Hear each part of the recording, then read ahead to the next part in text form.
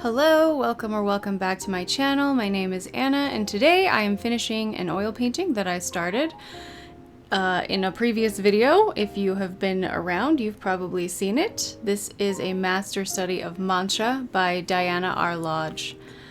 There's not a lot about this painting out in the world. It is one of the images in a book that I've had since I was a little girl, and I've always loved it. So I decided to do a master study of it. So yeah, come along with me today as I do my final session and finish this beautiful painting. This is where I left off with this painting. I decided to do mine on a round 10 by 10 canvas just to switch things up a little bit. I began this painting weeks ago, and I am also in the midst of building a pet portrait portfolio. Forgive my cat if you can hear her. And the main focus is the pet portrait portfolio so that I can open commissions soon. But this painting was something to do in the midst of all that was just for me, and I think that that's important for an artist or a creative person to also have something going that is for them and to just be enjoyable and make you happy. And that's what this was for me. I am still getting to know oil painting. It's something that I have done on and off for over a decade, but I haven't been as serious about it as I am now. It's what I want to do for work, really. This is what I want my career to be. But still learning how my paint behaves from day to day, how it is after it's dried for a few days or even just a day. So largely this painting was very experimental. And while I was copying an original painting, I was also trying to be mindful of what I liked as far as creating brushstrokes and which brushes that I enjoyed using and what kind of effects I could get from those. I didn't get my values exactly the same or my brushstrokes exactly the same as in Diana's painting, but I achieved something that I'm very proud of, and I think that's what matters. And even if I hadn't, I learned so much doing this painting. I did more wet in wet with this painting than I had done much previously, and like the effect of the grass, the wet and wet grass, was wonderful. I also discovered that if I oiled out, put oil on the painting after it had dried, then I could get a similar effect depending on how I used my brushes, which I actually really liked because I don't like painting on dry paint as much, but there are advantages. And I do think my approach really that I actually like is that I will paint largely wet and wet, but that I will still paint in layers because I find that there are advantages to that. As opposed to being someone who just does wet and wet painting, I'm not a total fan of that. But again, I'm still experimenting and figuring out what I like. I finished this painting on a day where I had had a therapy session and I was very stressed. I have had a very stressful summer, so I wasn't really feeling very well, and I hadn't oil painted in a couple of weeks because I was working on a digital client piece, and it was kind of sucking my soul out of my body. And after talking to my therapist, I was like, well, I'm really stressed and I don't want to work on that painting, the digital painting, and I haven't oil painted and I'm feeling really sad about it. So I just set up this painting and I was like, well, I'm gonna finish it. And it took me several hours and I painted a lot longer than I normally do. I have some chronic health issues, and so painting for that long was kind of a lot on my body, but it was very worth it. I I was just happy. I was just back in my happy place. I love oil painting. It makes me very happy.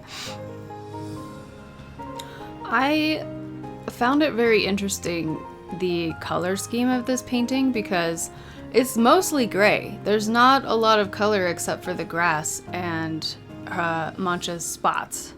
And I found it fascinating to see how Diana used contrast against each gray tone. Like, the horse stands out against this gray sky, even though there are light and dark spots to both the horse and the gray sky, because of the way she placed the clouds. And I love how mindful she was of her values, and yet she made it look very realistic and believable.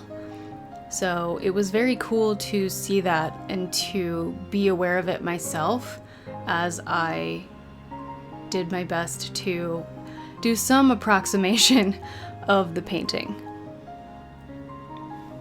I did take a few liberties.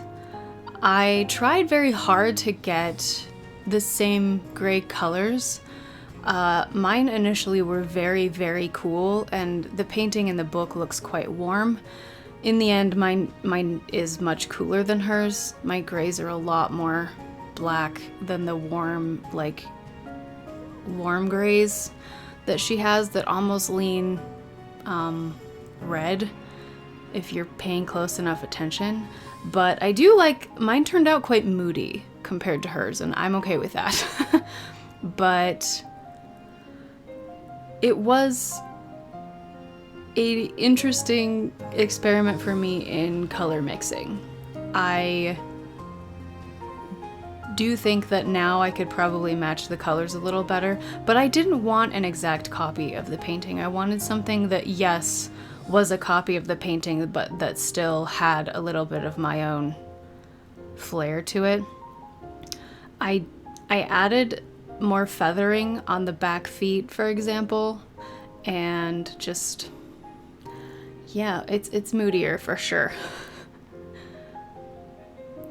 That brushstroke scared me a little. I was like, that is way too long and a little bit janky, but the nice thing about oil painting is that it's actually quite forgiving, and with that being wet and being able to go over it with more wet paint with the grass, I feel like it looks okay in the end. This painting was largely just me getting into a zone. I did try to be mindful of the reference and to learn directly from the reference, and again, like I said, pay attention to the values, to the colors, to their relation to each other, and to her beautiful brushstrokes. At the same time, I think that it was good for me to go into it not attempting to create an exact copy that had the same exact brushstrokes and the same exact directions. I was able to really enjoy the process and to kind of turn it into a meditative experience, which I really needed at the time.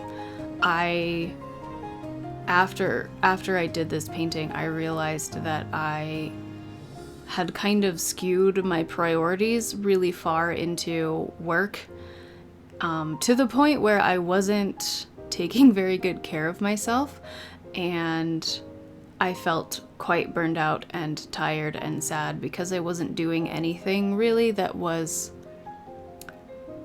helping me feel happy, you know? I wasn't taking care of myself very good physically or emotionally, and I think that conversation with my therapist and realizing that I need to be oil painting because, not only because it's the work I want to be doing, but it's also, it makes me happy. And so that's just something to think about. Like if you aren't doing anything to take care of yourself or bring yourself joy, please think about that and maybe do a little priority assessment or reassessment.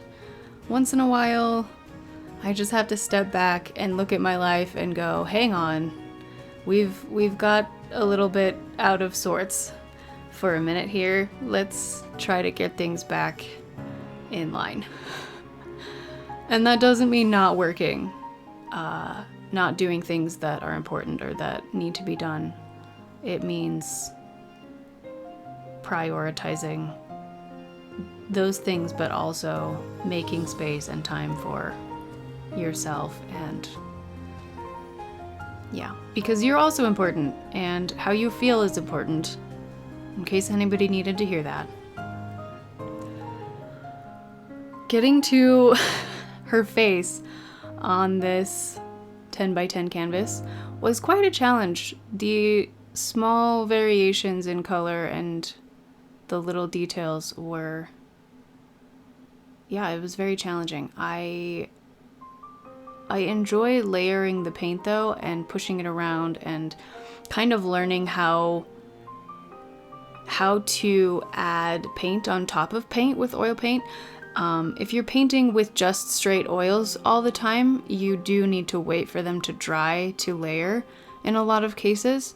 But I have been experimenting with mediums. I've been using a mix of Gamsol and linseed oil, and also I've been using Galkid sometimes. So yeah, being able to add even straight linseed oil or one of the mediums I just mentioned to the paint makes it so that I can layer it on top of wet paint, even with very fine details, and that is really nice. There was still a lot of pushing it around.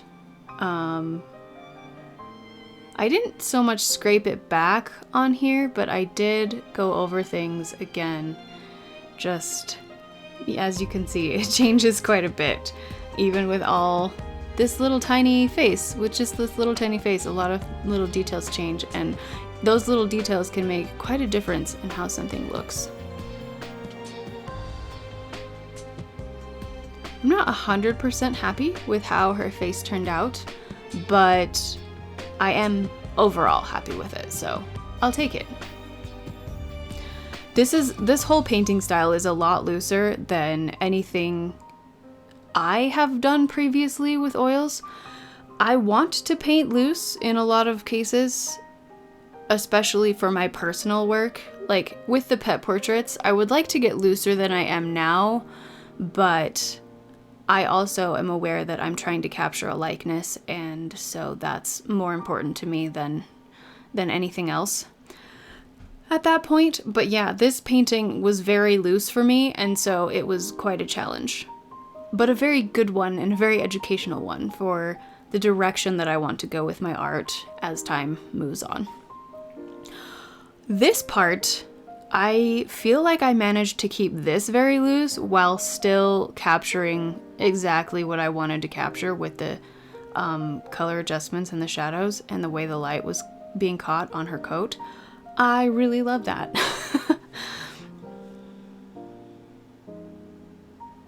But yeah, overall I'm very proud of this little painting, and I'm excited to get to a point where I can varnish it and hang it on my wall. I won't be selling prints or this original because it is a copy of a painting done by someone who only died a couple of years ago, so I will just be keeping this in my personal collection. Hopefully one day Diana's work will be online more. I would like to see more of it, but there's not a lot available. Anywho, everybody, thank you so much for joining me while I finished this little painting and listening to me chat with you. I hope that you have a wonderful day. If you want to get updates on when I have commissions open or when I am opening a shop, etc., please join my email list below. And yeah, thank you so much for being here. Please consider subscribing if you're not already, and leave me a comment. Tell me what you're working on these days. Bye everybody. See you next time.